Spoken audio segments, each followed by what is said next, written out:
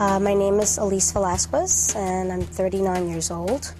I first came to Dr. Weber back in 1997, so it's been a little over 11 years.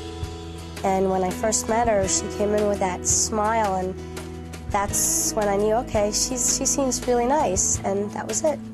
It's been a long road, but it's finally gotten to the point where I'm stable, and I'm out of, as Dr. Weber said, I'm in the clear now. But it's very good. Yes, very satisfied. A lot has to do with not only the way Dr. Weber is, her bedside manners are awesome. I deal with doctors on a regular basis, and a lot of them just are 1, 2, 4. They miss the number 3. Dr. Weber doesn't miss the number 3. And then the staff has been very supportive, very friendly. I've gotten to know everyone here. It's almost like a family thing, and that's nice. You know, it makes me feel more comfortable. And it's not like when I deal with a lot of doctors, and a lot of the times I get the impression that it's about the money, and it's not about the money here. I'm sorry, but it's just not. I understand a business has to prosper and you have to pay for services, but that was never mentioned from the very beginning up until present day. The money was never an issue.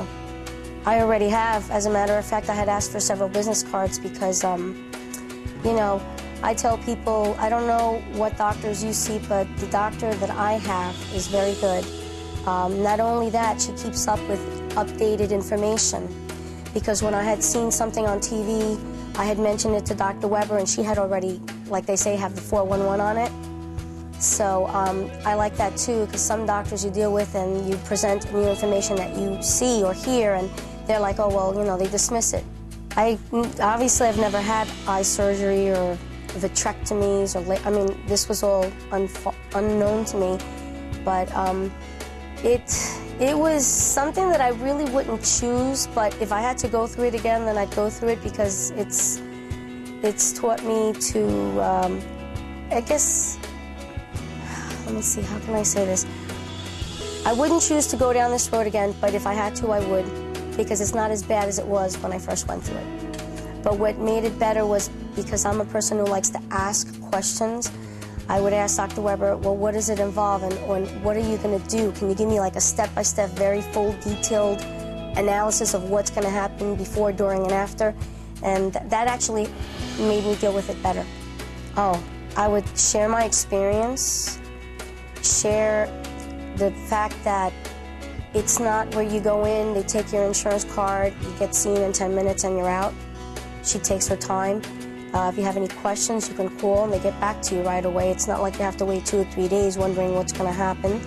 The fact that the staff is willing to work with you, I mean, it's just a combination of things. It's not just one thing. Most definitely, it's like a team effort. It's definitely a team effort. Yes, actually I would. A while back, when I first went for the surgery in my right eye and I had lost my sight, because, you know, there was a struggle to get insurance, so if I would have gone to seeing Dr. Weber sooner, it would have been salvageable, but it didn't really stop me. I went to the encyclopedia and I looked up the Hippocratic Oath. I believe it's called Hippocratic Oath, and I read that.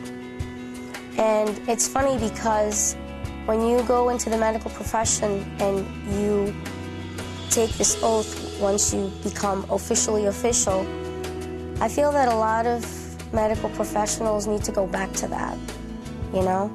As to where here, that Hippocratic Oath is practiced on a day-to-day basis. Not only with me, because when I come here, I observe a lot of the patients. I hear, you know, what's going on, what the patients say, and, you know, and it's funny because I love Dr. Weber, and I love the staff. And it makes me feel very good, and it just, I don't want to keep repeating myself, but I mean, I feel that doctors and medical professionals should go back to that Hippocratic Oath and reread that to know, to practice, and to live it.